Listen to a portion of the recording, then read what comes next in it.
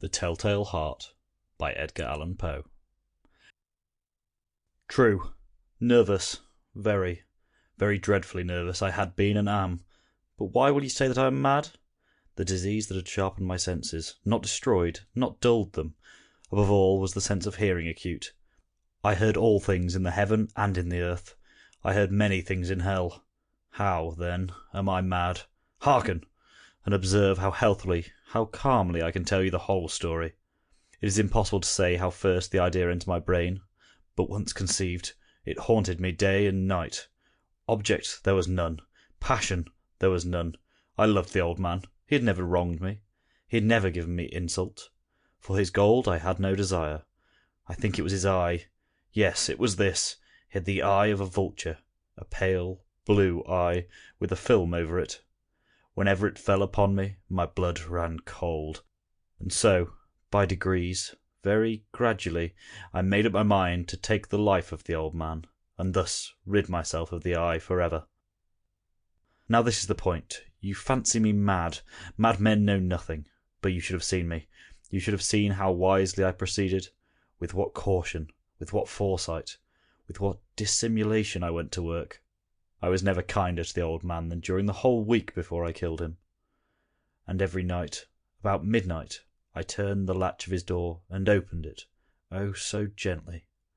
And then, when I had made an opening sufficient for my head, I put in a dark lantern, all closed, that no light shone out, and then I thrust in my head. Oh, you would have laughed to see how cunningly I thrust it in. I moved it slowly, very, very slowly, so that I might not disturb the old man's sleep. It took me an hour to place my whole head within the opening so far that I could see him as he lay upon his bed. Ha! Would a madman have been so wise as this? And then, when my head was well in the room, I undid the lantern cautiously. Oh, so cautiously, for the hinges creaked. I undid it just so much that a single thin ray fell upon the vulture's eye.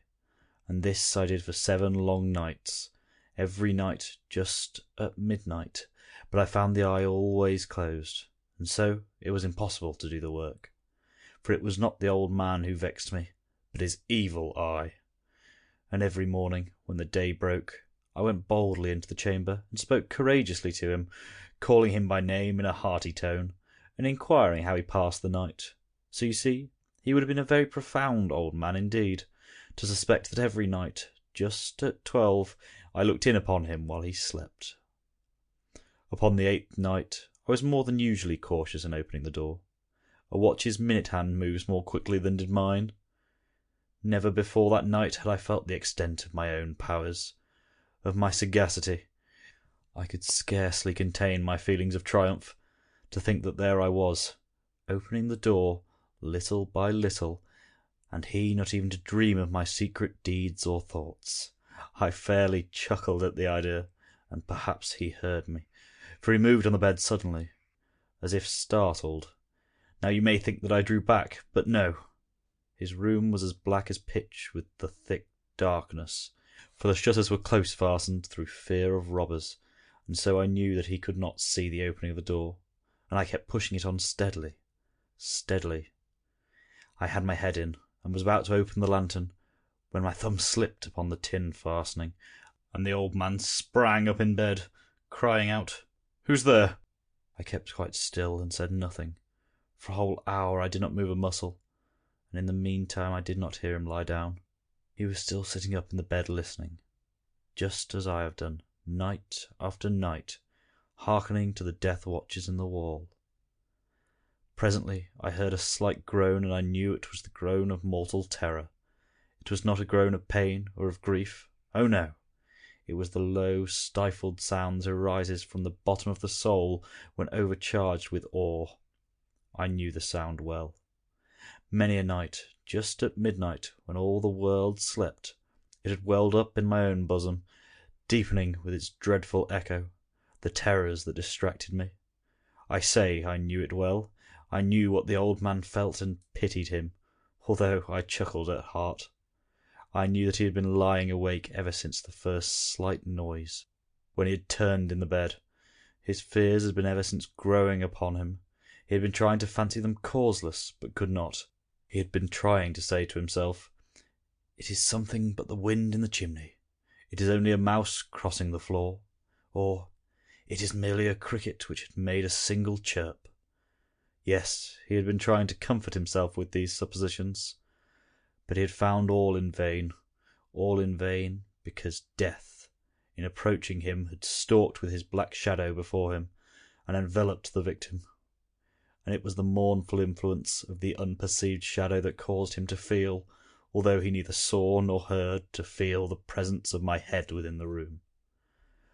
When I had waited a long time, very patiently, without hearing him lie down, I resolved to open a very, very little crevice in the lantern.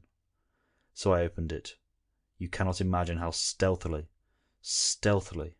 until at length a simple, dim ray, like the thread of the spider, shot from out of the crevice, and fell full upon the vulture's eye. It was open, wide open, and I grew furious as I gazed upon it. I saw it with perfect distinctness, all a dull blue, with a hideous veil over it that chilled the very marrow in my bones.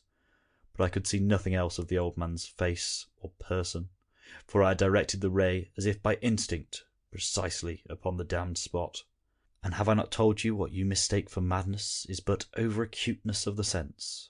Now, I say, there comes to my ears a low, dull, quick sound, such as a watch makes when enveloped in cotton. I knew that sound well, too. It was the beating of the old man's heart. It increased my fury as the beating of a drum stimulates the soldier into courage. But even yet I refrained and kept still. I scarcely breathed. I held the lantern motionless. I tried how steadily I could maintain the ray upon the eve. Meantime the hellish tattoo of the heart increased. It grew quicker and quicker, and louder every instant. The old man's terror must have been extreme. It grew louder, I say, louder every moment. Do you mark me well? I have told you that I am nervous. So I am. And now at the dead hour of the night, amid the dreadful silence of that old house, so strange a noise as this excited me to uncontrollable terror. Yet for some minutes longer I refrained and stood still, but the beating grew louder. I thought the heart must burst, and now a new anxiety seized me. The sound would be heard by a neighbour. The old man's hour had come. With a loud yell I threw open the lantern and leaped into the room. He shrieked once only. In an instant I dragged him to the floor, and pulled the heavy bed over him. I then smiled gaily to find the deed so far done. But for many minutes the heart beat on with a muffled sound.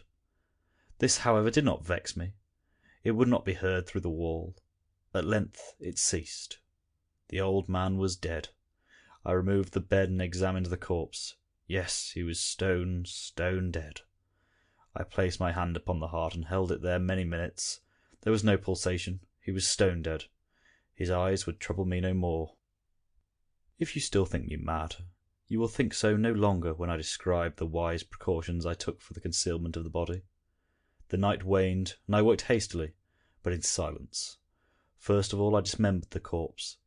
I cut off the head and the arms and the legs. I then took up 3 planks from the flooring of the chamber and deposited all between the scantlings. I then replaced the boards so cleverly, so cunningly, that no human eye, not even his, could have detected anything wrong. There was nothing to wash out, no stain of any kind, no blood spot whatever. I had been too wary for that. A tub had caught all. Ha ha! When I made an end of these labours, it was 4 o'clock, still dark as midnight. As the bell sounded the hour, there came a knocking at the street door. I went down to open it with a light heart, for what had I now to fear? There entered 3 men, who introduced themselves with perfect suavity as officers of the police. A shriek had been heard by a neighbour during the night. Suspicion of foul play had been aroused. Information had been lodged at the police office, and they, the officers, had been deputed to search the premises. I smiled, for what had I to fear? I bade the gentleman welcome. The shriek, I said, was my own in a dream. The old man, I mentioned, was absent in the country.